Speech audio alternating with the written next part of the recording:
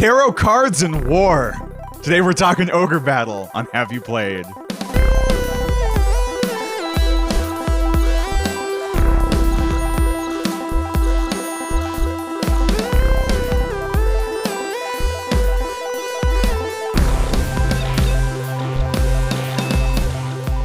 Hey, Andrei.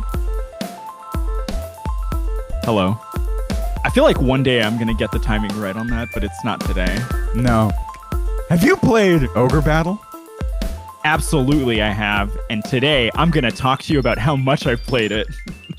Yeah, so today we're going to be covering Ogre Battle kind of as a franchise, although not totally. We're going to talk about our connection to the Ogre Battle games. And Andrei is going to be taking the lead here in a kind of reverse from our Final Fantasy, although I'm not a Ogre Battle anti-fan by any stretch. So why don't you lead us into this franchise discussion? Yeah. Everybody's about to have a terrible time because I've been waiting for a chance to talk about this in any kind of recording for over a decade. Yeah. So I mean, maybe we start at the beginning here. What is Ogre Battle? Because it is, to some degree, a lesser known classic franchise. Accurate. For people who've heard us talk about Final Fantasy and kind of relation to JRPGs, I think in the Destiny episode a while back, we also mentioned Tactics Ogre. So Ogre Battle and Tactics Ogre are kind of like fraternal franchises that are actually the same franchise, but feature two different gameplay series inside. So the first game in the franchise is Ogre Battle March of the Black Queen, which came out in 1993. Then Tactics Ogre. Then Ogre Battle 64, Person of Lordly Caliber, which is probably my favorite game all time, which came out in 2000 in NA and 99 in Japan. And then there are sort of side spin-offs, remakes of Tactics Ogre. And so there are really only two Ogre Battle games. And I suppose, do you want me to start talking about the way that the game differs from traditional tactics games, or do you want to really talk about like where we came to the franchise? I think maybe, what would you feel? Maybe first we talk about the way these games are set up, and then I'll talk about my and then you can take over. So broadly, they are like Tactics Ogre, war-based RPGs, but they don't share the turn-by-turn or moving individual character perspective that you have. So these are more like you build up platoons, like small teams of 3 to 5 characters that roam around a map that has cities. And when they meet another platoon, there's sort of an automated battle, and you have some amount of AI, and how you position your characters in your platoon is going to have them do different combo moves and power up, and you're going to fight sort of like a larger scale tactical battle, which is a very unique system in strategy games. Like a lot of the minutia is a lot more in how you level your characters, what kind of fights you take, how you move them over the map, as opposed to the individual nitty gritty of each unit. Yeah. And they're very long campaigns. I can't remember exactly for March of the Black Queen, but Person of Lordly Caliber, which is the Ogre Battle 64 game, is something like 52 missions that are all between 30 minutes and an hour. So it is a very sizable strategy game with like a high fantasy plot. Yeah, that's kind of like the long and short of, the premise of these games, really. Yeah. So where did we come into these? And I'll start with mine, because my Ogre Battle experience begins and ends pretty swiftly with the first game on Super Nintendo. I loved these tactical strategy JRPG games. Shining Force was huge for me. Final Fantasy Tactics is one of my favorite games ever. I even like the front mission games. And so I went to probably Blockbuster Video or one of the local video stores in my town, looked for a cover that had the most strategic JRPG looking stuff on it, flipped over the back of the case and was like, yep, this looks like a thing I'll like. and then brought this home and got something that was not exactly what I was looking for, but this game still has a place in my heart as like, whoa, this is weird and different, but it remains to this day something unplaceable for me. And maybe we'll get to this near the end of the podcast, where actually I feel like this game is of its own genre, but maybe it Yeah. was a precursor to a more recent genre that has just come out. But yeah, for me this Mm. was uh like if you've played one of these, you'll know there really isn't another game that's like Ogre Battle. No, they're completely unique. They're not quite turn-by-turn tactics. They're not an RTS.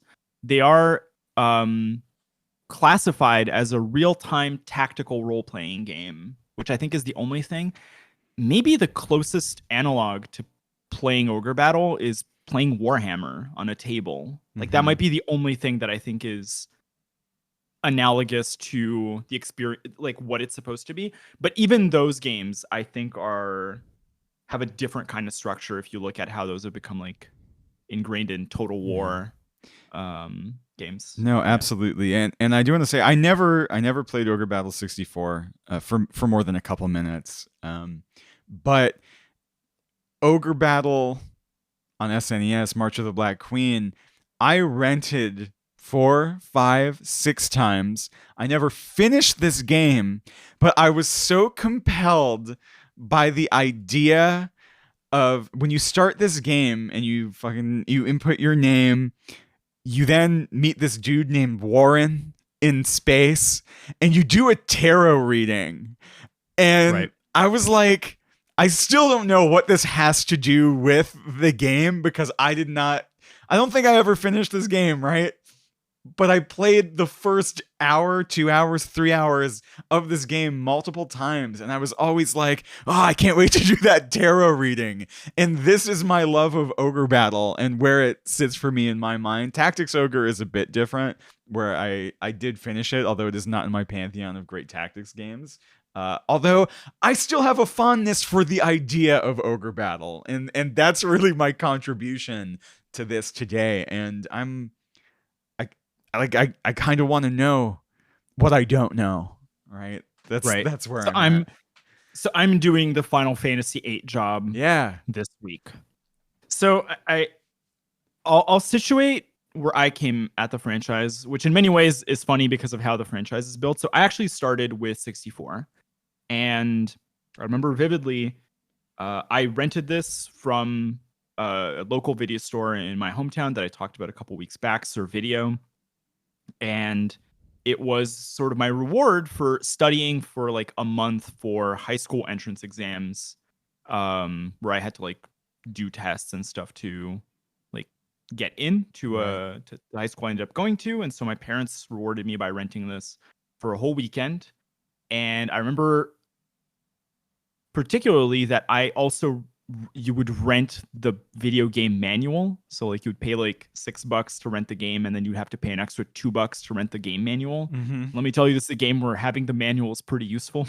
Okay. And I just spent the entire car ride back reading the like 32 classes that you could play in this game inside the game manual and like discussions about it. So even before I ever booted the game, it had such a a vivid image in my mind. Mm-hmm. And then when I started it, 64 is notable because it doesn't have the tarot system, but it retains a lot of the other elements, and it's a merger between some of the early elements of Ogre Battle, March of the Black Queen, and Tactics Ogre. So it's actually like a hybrid between the two previous games.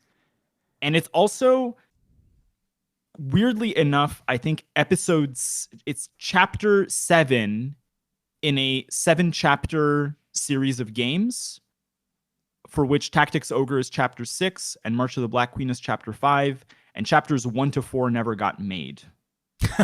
So they theoretically exist, and they were plotted as sort of a narrative that was never told, and apparently they wanted to start towards the end and then move backwards through the world's history so you could keep getting to see historical characters or Right. these deities or cool like myths inside of the game as they happen, Well, they George which would have been Lucased a it, really right? So they started yeah in the middle, and based yeah on your relationship to how that went, maybe it was a good yeah. thing that we didn't get those So early games. and the other part of this is also I think we're gonna have to talk about it a bit more, but maybe I'll do this in a point form way, which you did, which my point one for why I think this series is very unique is they were made by auteur game designer Yasumi Matsuno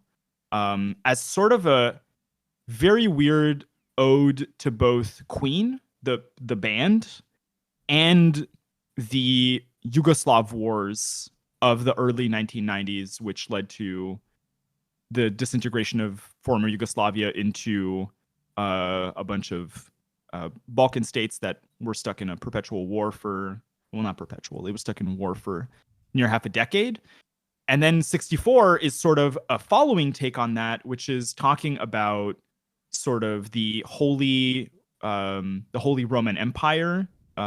So really putting into games historical periods that don't get that much coverage even now, some 20 years after the fact, and doing so in a way that I don't think is immediately noticeable to people, but you end up metabolizing a lot of ideas about class and social uprising and poverty and the power of religion and all these sort of higher order concepts that are just kind of built in to the game narrative.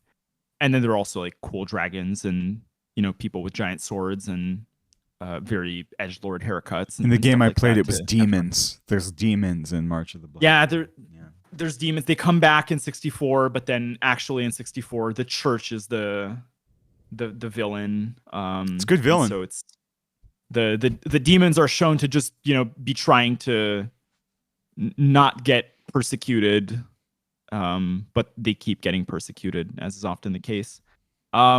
The other part of this is so the focus on the sort of Yugoslav war thing, I think, leads to the characters have a very strong sense of nationalities. Like even in the first game, characters like there are certain knights who are sort of aligned with the titular Black Queen and eventually join your side, and so they're from places that relate to modern day Slovenia and Slovakia and Czech Republic and Kosovo and Serbia, and all of these are sort of different flavors. So you have people who have like this country has people who wield two-handed swords. This other place has golem makers, and there's like all this stuff that is tied to what happens when you compress all these different nationalities into one country.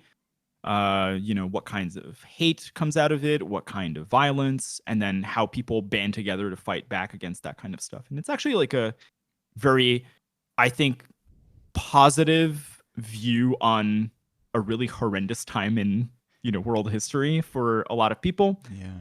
I want to And jump in here really quickly and talk yeah, a of little bit about course. like the form of how this story is told, especially in March of the Black Queen, as I don't know for 64 as much. But compared to something like Final Fantasy Tactics, which if you're listening to this, you've probably played or more likely have this as a frame of reference, where the story is told in a like isometric scene with houses and a set. The story is told in the video game equivalent of a set.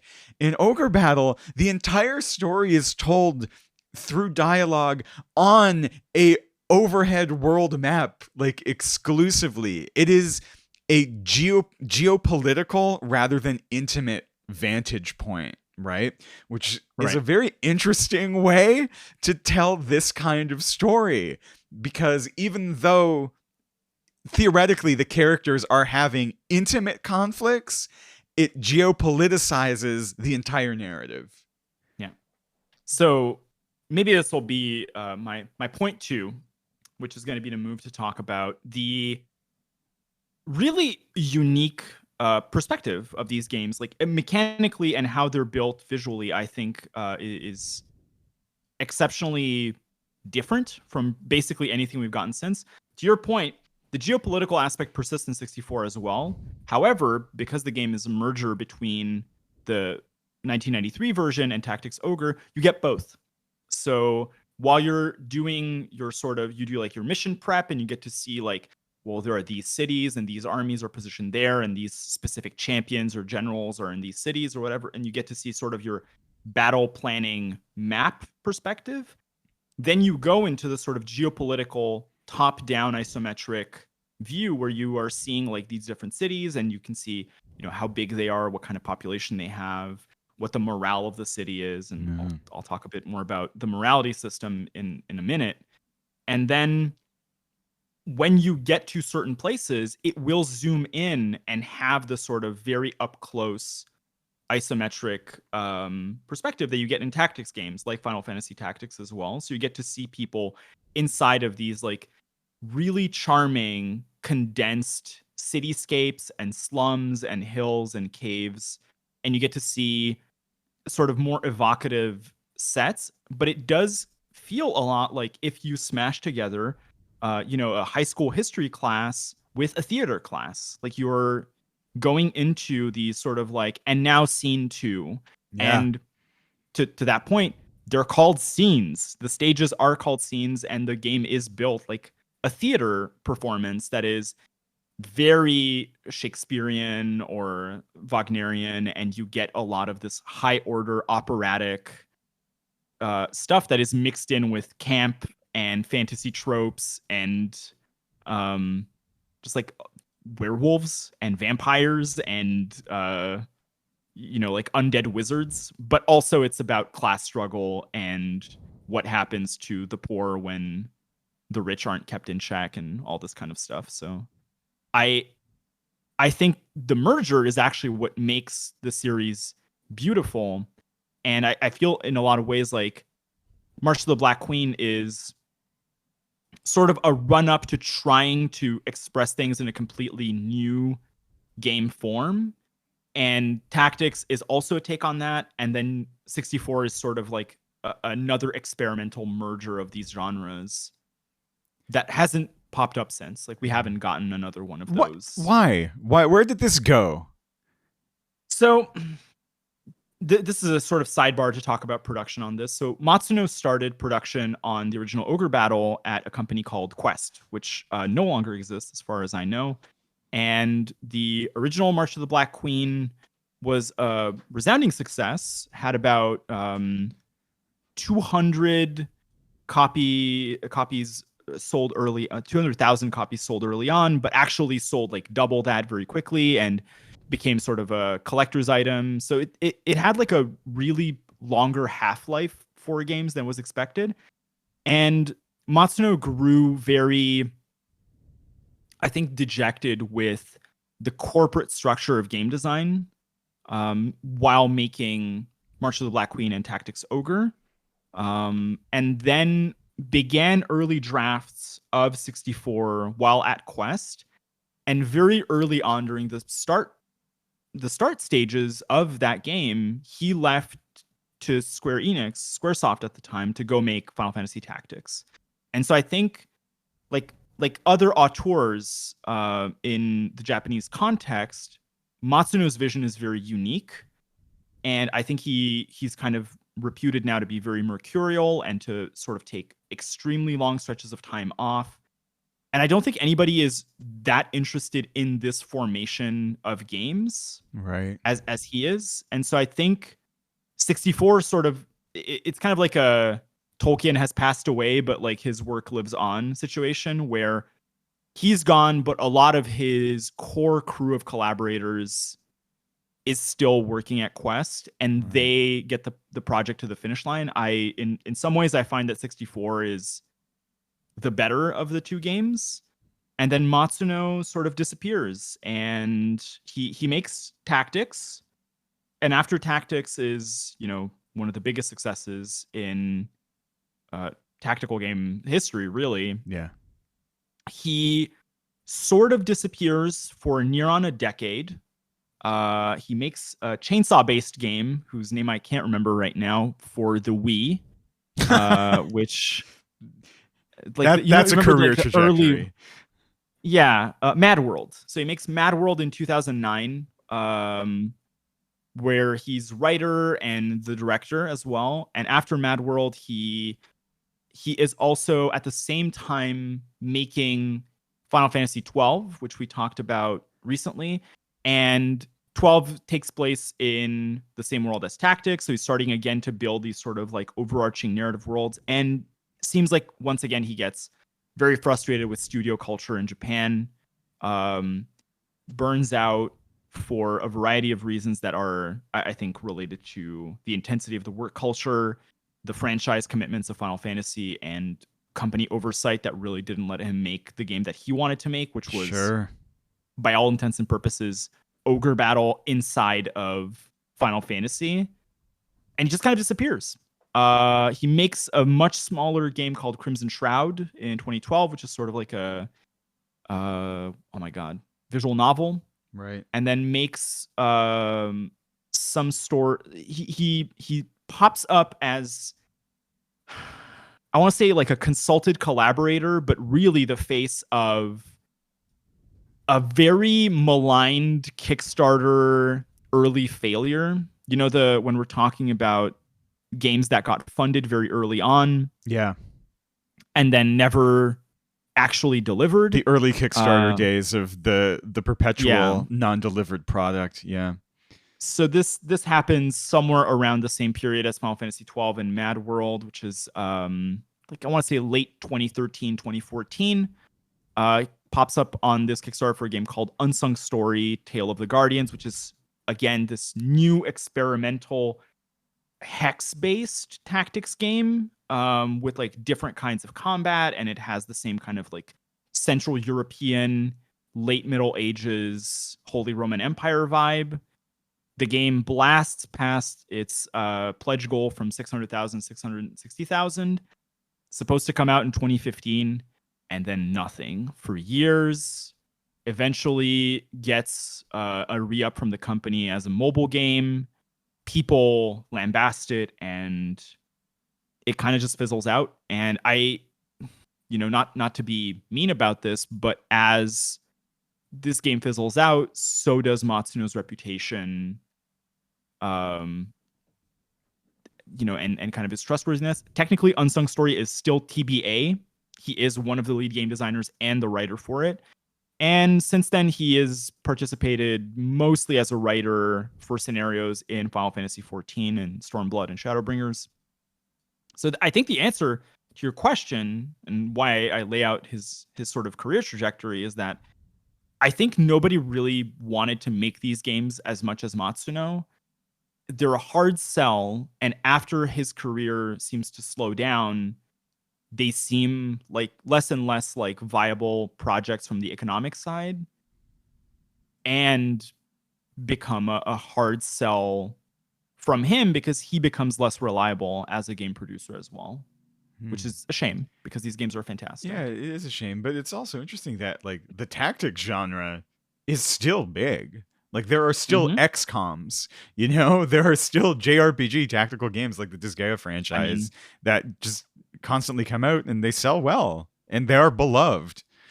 There's a Tactics Ogre remake that just came out as we speak, and it's like the second remaster. No, it's the third remaster of the original Tactics Ogre. I think Ogre Battle specifically has not been as, remembered in terms of game design.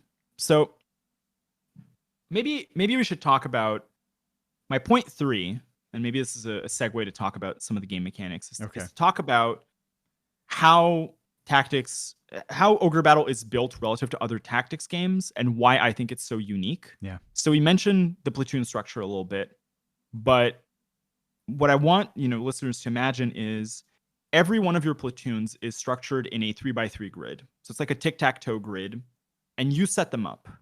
And based on their position, your characters do different things. So for example, warriors that are in front attack more than if they're in the back. So you would place them in front of your tic-tac-toe grid, and you place archers in the back. However, if you do things like place wizards together, they combine attacks, and they have a fireball plus like an earth attack makes a volcano on the enemy field. And the enemy is also arranged in a 3x3 grid. So there's a lot of like neat micromanagement stuff. And that grid flips sides depending on how your character meets an enemy unit on the overmap. So if you get ambushed and they attack you from behind, your unit is flipped. And so there's a lot of how do you build your platoons? You have a set number you can deploy. You want like your story characters to be in. They do different things based on where they're positioned. So there's so much freedom. And all of this is met with, I want to say, close to 35 or 40 different classes that have completely different skills. And all of these characters also have equipment that can be variable, and the equipment can also have special attacks or magic that can be used. So there's an absolutely enormous quantity of customization that you can have. And so really what you're building isn't a set of, 5 to 8 main characters that you're playing constantly in a tactics game, which I think is a bit more characteristic of something like, early Fire Emblem or early tactics games.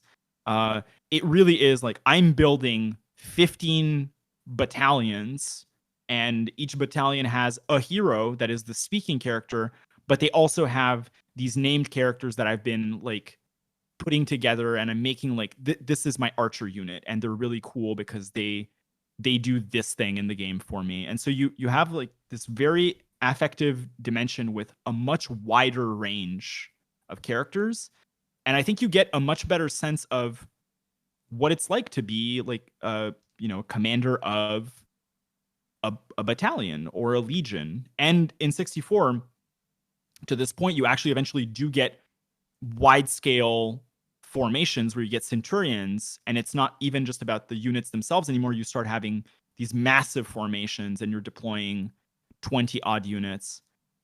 At the same time, you're sending a unit to a specific place. They can go through a forest and they can get ambushed by like a wild dragon that you try to tame. And then you can have a battalion that is one dragon tamer with 2 very cool dragons or angels or what have you. And so I don't think that's in any other tactics game, but it's also not the depersonalized scale that you get in something like Age of Empires or StarCraft. You really have this degree of familiarity with everyone who is in, and all these characters are speaking characters as well. So they get sort of moments where they all sort of get to shine, and it's this big operatic element. This is from the tactical side. Now, Ogre Battle 64 in particular, and I know March of the Black Queen has it as well, but 64 sort of perfects this, is the idea of something called the chaos frame. So tactics, ogre games tend to have a very unique scale of good and evil. It tends to actually be chaos and order or law and order. And the idea is you can make good choices that are chaotic, or you can make bad choices that are for order. And it really teaches people to engage a bit more with higher order concepts of ethics and the idea that like you have to make difficult choices in terms of managing war. And so as you're going through this world, cities have morale. And so cities that have lower morale are considered to be a bit more unruly or to be slums. And cities that have extremely high morale are very patrician, elite cities. And so if you send characters that have a high alignment to towns that have high morale, people appreciate it. Like they recognize, like rich cities recognize paladins as representative of themselves, and those cities are liberated. But if you send a paladin to a lawless place, they oppress the people and the town is dominated. And throughout the game, this chaos frame, so the score of plus minus of you liberating and dominating cities, orients which characters in the story react positively or negatively towards you. And so you can have, an all-hero team, an all anti-hero team, or some combination of both, leading up to, if I'm not mistaken, 7 different endings at the end of the game, including one where you're a dictator and your own people want to depose you because you've only been dominating everyone throughout the game. Thinking back that this is happening between 1993 and 1999, as a game development project, this is extremely cutting edge for the kind of, good, bad choices and endings that we have in games now. This is like not that far from things like Dragon Age and Mass Effect nearly 15 years prior. Yeah. And these games kind of get forgotten on that aspect. And so I'm going to actually take this time to jump in too, because I think there's a second mechanical way that this franchise has really been forgotten. And that's in the macro play that you're talking about, where the micro compared to your average tactics game is automated really in Ogre Battle. And it's your macro decisions that really matter. And there is this huge gap between this and like auto chess, like the auto chess boom that happened. Right. And I was playing back through parts of March of the Black Queen in preparation for this, and I was like, holy shit, I never put this together at all. But auto chess really builds on that macro level foundation. And you were talking about you put equipment on your units and you just put the right units together in the right combinations. And that entire new subgenre, new-ish, 4 years old now, is really just taking that core part of Ogre Battle. I think one of the parts of Ogre Battle that made it difficult for players to get into and became enormous out of it. And I don't think that franchise is getting enough credit for, really laying the foundations for that as well. Absolutely. And to your point about this, so for people who haven't played auto chess games, we're talking about things like Dota Underlords or TFT from Riot Games. This sort of like you pick characters, you get duplicates of them to power them up, and you put them on a board. Really, Ogre Battle differs from that in the fact that it's a single player campaign game as opposed to being a multiplayer game. And instead of having one team of 10 characters, you have 20 teams of 5 characters that are modular, and you're sort of moving them at the time. But absolutely, like, this is a game, you're right, and I hadn't thought about it either, that this is probably the most mechanically coherent genre that has come out of this kind of play. Yeah. And if somebody today were going to tell me, we're going to make a campaign-based TFT game where instead of playing against another player, you're playing like these heroes in lore set pieces from the Runeterra world, it's actually just Ogre Battle, and it would be amazing. Yeah, or for on Dota it as well. Get on it, guys. We're here. Yeah, you got two people who's gonna buy this. Yeah, I mean, I'll buy 10 copies if it helps the companies stay solvent. Yeah. But or for Dota, for example, I mean, I just got done watching Dragon's Blood, and it's not very difficult for me to imagine having sort of an Ogre Battle version of Dota, where there's a campaign version. MOBAs, I think, are in some ways also akin to this, because Ogre Battle maybe gets, I think, another like strand of DNA from this sort of like, you have a battalion of 4 generic characters and one very important hero, is kind of Warcraft 3, which is the like strategy game with like, you have 2 or 3 heroes that are like the most important units in your game, and there's tactical gameplay, but then they show up and they're casting Armageddon or something. And although if I adopt the toxic mindset of the communities that I study, it also just works in a general game of the MOBA, because you are the important hero in the game, and as far as you're concerned, everyone else might as well be an automated NPC, right? Like it works in so many ways. My next aspect of this that I want to talk about, sort of my point 4, is I want to talk about music composition, because we did this for Final Fantasy VIII. Yeah. And so Ogre Battle, March of the Black Queen, and 64 have the exact same crew of composers. And I apologize if I mess up their names. So Masaharu Iwata, Hitoshi Sakimoto, and Hayato Matsuo are the 3 composers for this. The scores for both of these games are absolutely stellar. They're very much in that sort of medieval, like late Middle Ages, early Renaissance fanfare. There's a lot of wind instruments, a lot of horns, and it it creates a vibe for the game as sort of like Central European Middle Ages that is very distinct from what we would associate with it now from games like Souls, which Right. is very like operatic and gothic.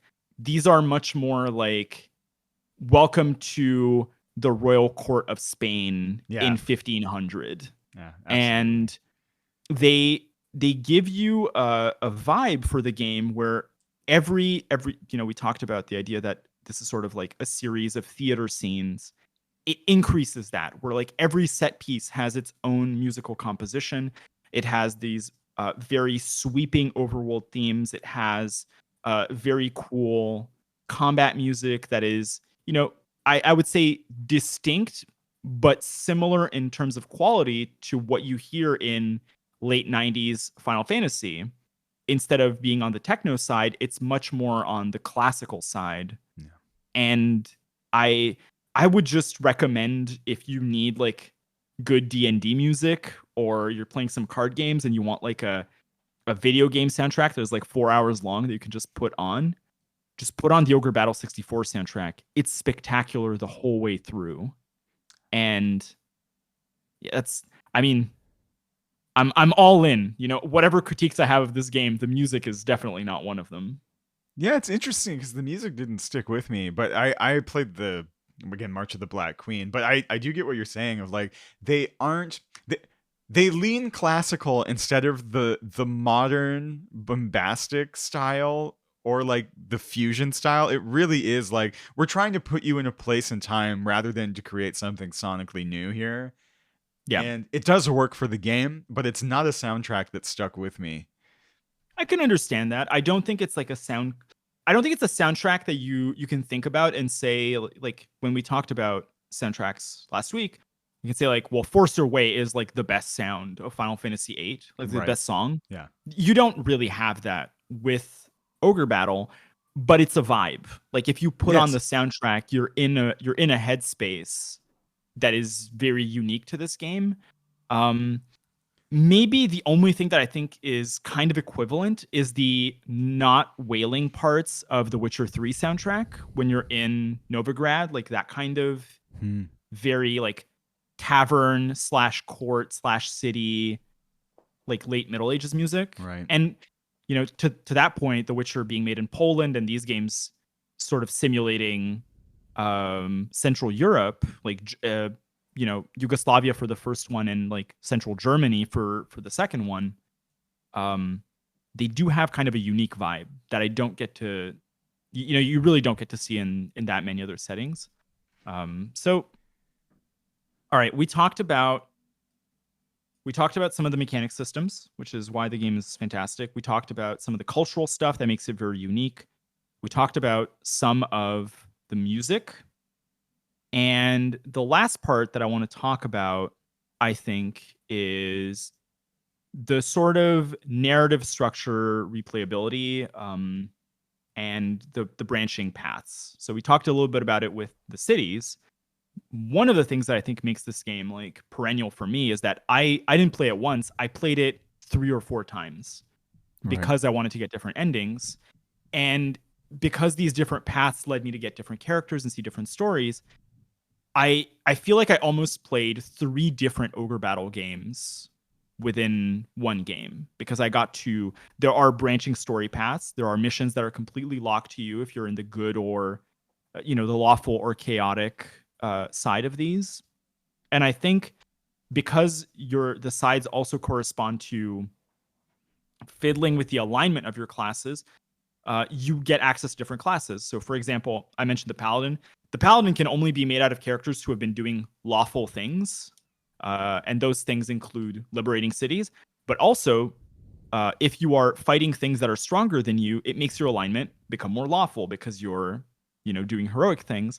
Whereas if you go around exterminating everyone on the map and you level up really fast and they're beneath you, your alignment goes down and you're chaotic because you are effectively like a roaming bandit. And so you can have a version of the game where you're playing with griffins and knights and these sort of Amazon archers. And you can have another one where you're playing with like living pumpkins, gargoyles, hell knights, and berserkers. and it's the same game, but you're like the composition of your team will be so radically different that is might as well be a completely different installment. And so I think that the game, even by modern standards, has an enormous amount of variability and replayability in it. So there's a lot of unique game, there's a lot of unique music, and there's just a lot of game to go through. And I think based on that, you end up with this sort of hyper modular combination of like storylines and characters, which I also think is, the leader of the one part of this that I would, or maybe one or two things that I would like to critique about, because, I do want to be even handed and say, like, this game's not perfect. Okay. So I think one of the things that can happen because the story is so modular is it can be a bit diffuse and hard to pick up. I mean, to not to spoil too much for people, if you can still spoil a game that's been out for 23 years.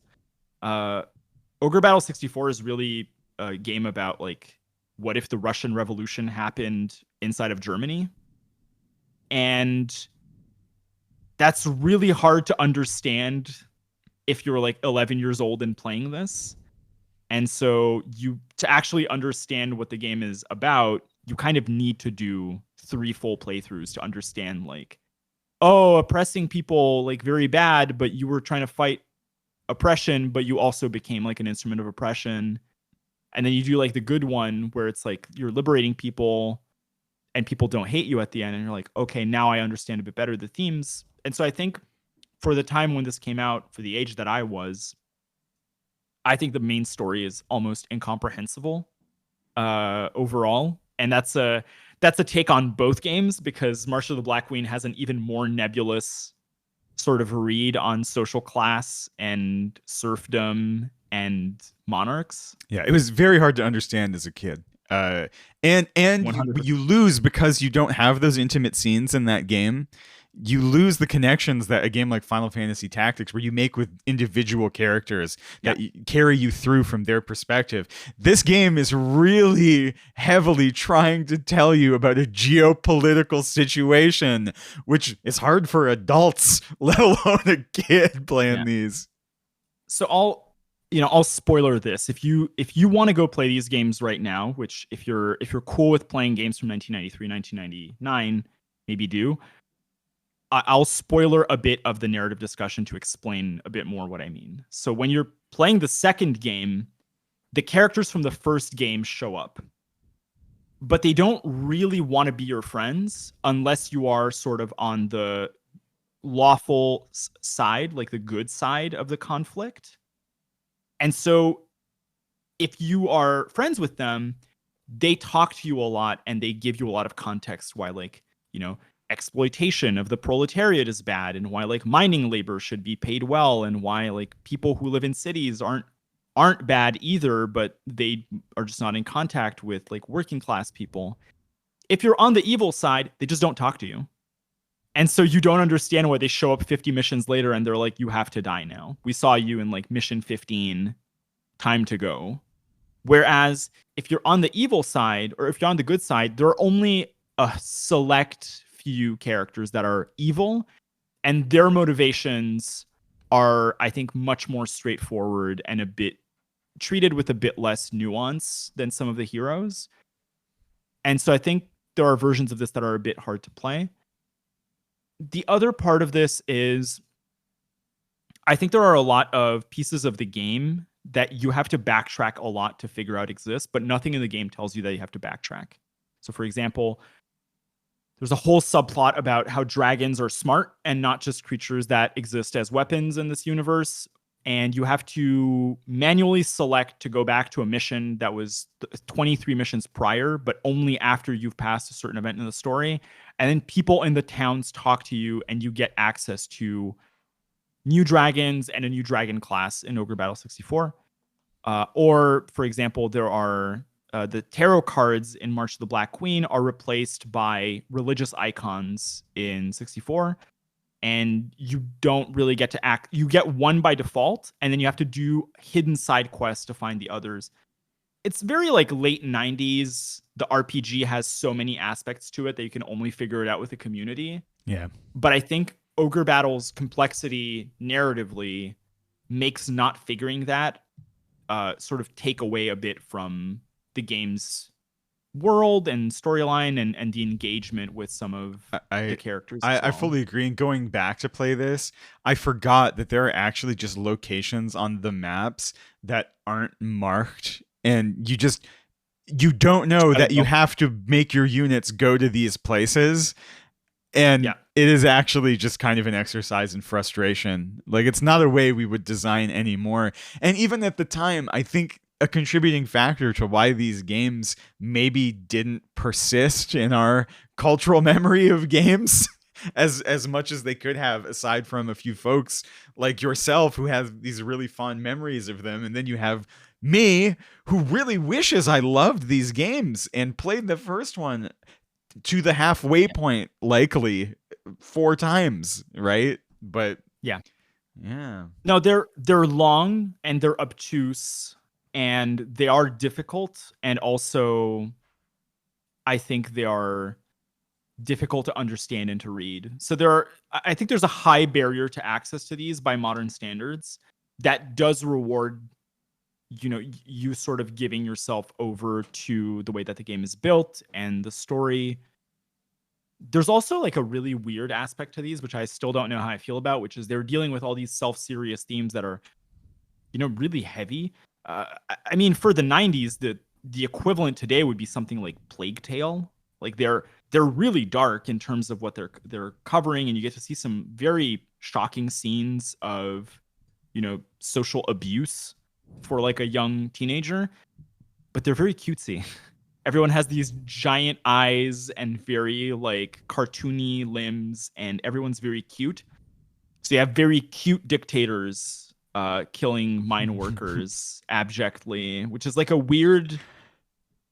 I still don't know what to do with that, It's but pretty it's on a part brand of for that the. era, though. I mean, like, Sephiroth has the same kind of deal.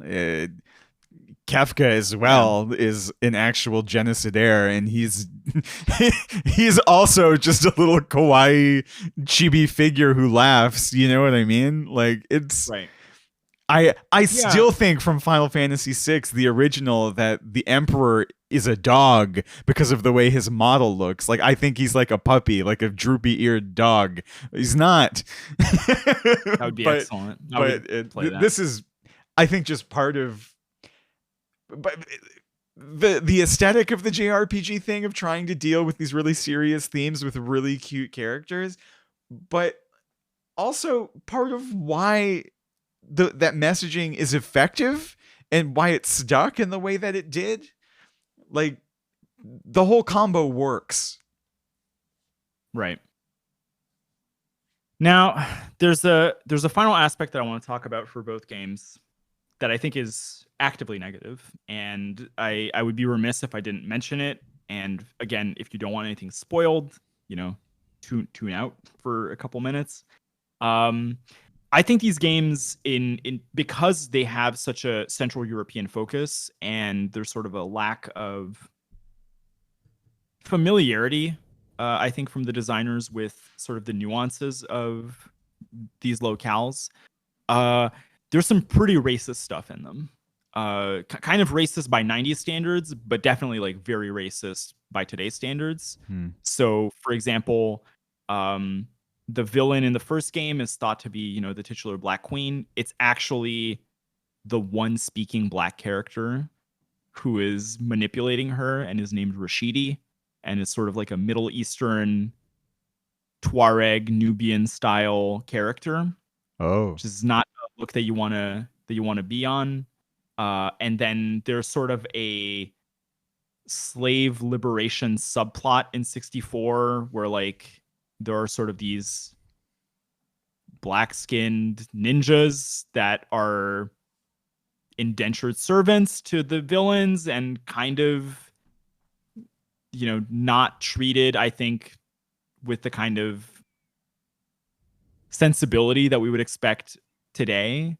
And in one of the cases of, I think, the most tone deaf design, for example, in Ogre Battle 64, magic is always named, as it is in all these games, and so angels use sort of a barrage of falling holy swords called jihad, which in another game like Magic the Gathering has been discontinued for being too racist since about the same era. I'm pretty sure Jihad in Magic is from 1995. This game is from 1999. There are some things that have aged very badly, and they were bad to start with. Like these were sort of unacceptable back in the 90s, and we're hearing some echoes of that kind of cultural insensibility with like the upcoming Final Fantasy 16 and some choices that have been made there. And so that part's, I think is indefensible. And so if people are sensitive to that kind of stuff and it'll ruin the game for them, maybe don't. Maybe don't go through that. Maybe play another game in a parallel genre, as though they are doing a better job. We can hope. Yeah. So I suppose that's like my main points for why I think Ogre Battle is such an interesting and unique series. I'm definitely biased, and 64 has like this very formative moment in my life. I think I played Ogre Battle 64 at the same age for me as you probably did for Final Fantasy 8. Right. Where it's like the perfect moment to be exposed to big concept ideas in these games, and to sort of have that moment where you're like, oh wow, games can be about something more than just like shooting a gun or fighting somebody on a two-dimensional stage. Like they're important and they're meaningful and they have these like really cool stories. Yeah. I mean, do you want to? I'm sold on the idea of Ogre Battle, and I mean, for me, where these games were taken into the overall tactic genre, like that is a genre that I love, right? And so, right, I will always be thankful that these things exist, and yeah, I mean, really, that's where I'm at. So, do you want to do some segments before we break? Yes, hit me with a segment.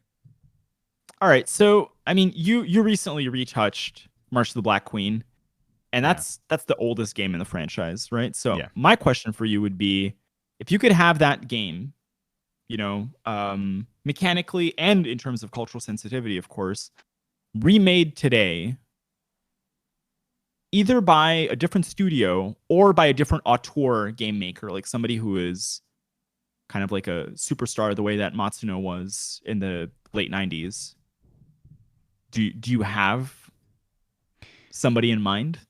Okay, my word association answer for this is I would like a team of automated Norman Reeduses firing Monster Energy drink at demons as produced by Hideo Kojima.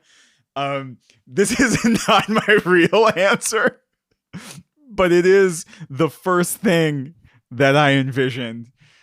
Very indicative of where you're at emotionally these days. Yeah, big Kojima energy in your life. I mean, how could we not be there given the state of things? Who would I actually have remake this? I would probably, in my hype for Midnight Suns and my longing for another XCOM entry, I would just want the XCOM folks to take a stab at it. See what they can do, because I'm a big believer and I can't overstate how much I love those games and just the design philosophies that go into them and the execution. I have the most faith that they would do something that I loved and would stick with the most. Although, to be honest, this game has been remade many times, right? Not in its full form, but the core has definitely been taken on by Atlas and Yeah. a bunch of independent designers as well. I mean, there are a bunch of games on Steam made in RPG Maker that take elements from the Ogre Battle franchise, and they're actually really good. Yeah. I mean, I'm down. I also think like flipping the locale which is doing the development would be like a really interesting. This is like a very interesting case of kind of a neglected Central European cultures as seen by Japanese game makers in the 90s, and having that team be localized somewhere else would be like really interesting. Yeah, that Hell game, yeah. Symphony of War, the Nephilim Saga, very good. I would give it a Yeah. shot if you're interested in Ogre Battle tactics adjacent stuff. It really delivers. Um, who would you like to see take a stab at this? Hmm. I mean, this is probably not going to be shocking to you, but as in keeping with my general take that like local cultures should have a shot at being adopted by local people, I think that one studio I can think about that I would be very interested to see a take on this world would be CDPR. I would want to see a CD Projekt Red game, especially of the first one, which has I think a very interesting protagonist, to not be a tactical game, but to just see these characters in like very high def and to sort of have a more singular focus on the main character and maybe have a rotating perspective or something. It'd probably end up being something more like Nobunaga's Ambition, like a sort of like sometimes you're in a first person RPG, a third person RPG, sometimes you're in a more tactical game.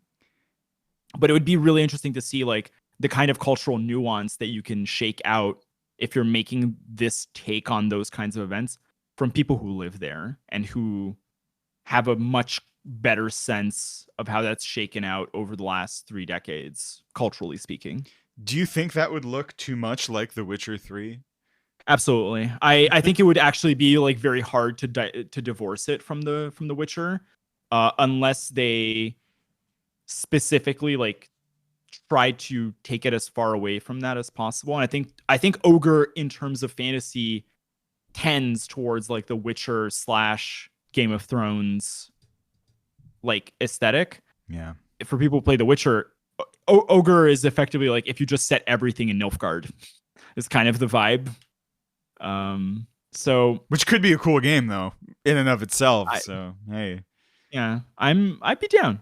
I'd be very curious to see what would happen. I'm not sure it's better or worse. Yeah. In the spirit of mysticism that compelled me to re-rent March of the Black Queen, which zodiac sign is the Ogre Battle franchise?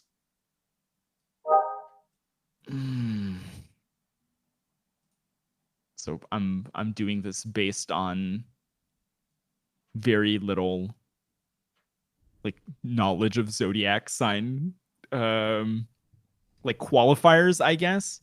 It's not like I'm the star of the show so much, so it can't be any of like the Leo sort of signs, and it's not party.